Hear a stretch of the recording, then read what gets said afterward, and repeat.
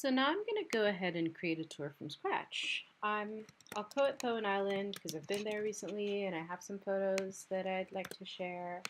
I could give a description if I want, or I could choose a category. I could add a cover image.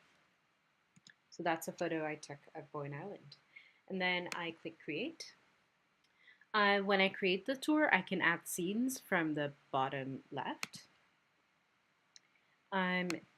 To get a scene, you can look for a city, a landmark, a street address. So I'll look for my favorite ice cream place in Bowen Island, and that would be exactly where the scene that I like. Yeah, that's a lovely view of the pier there.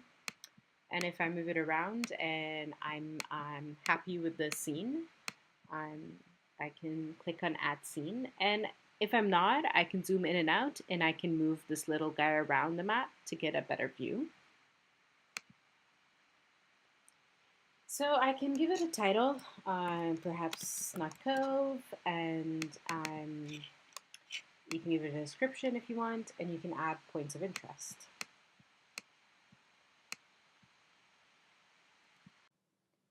I can add a point of interest there, because I know I have another view of Snot Cove, so I can write that. And upload my image. I could also upload voice if I want. Yeah, that's the view. Great.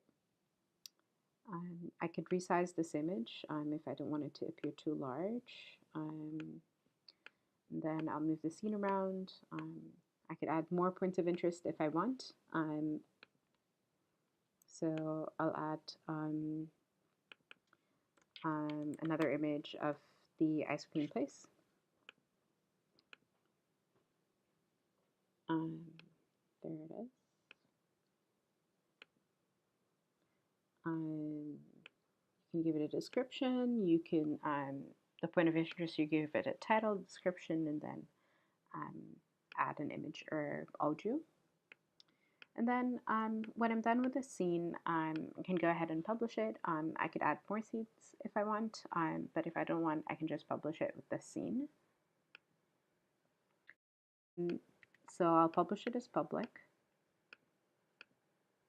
And I can share the link with anyone I want, and I could view the tour on my phone or iPad or on the computer. Yeah, I hope you like that short demo of how to create a Google tour, and I hope you would consider creating one for your classroom.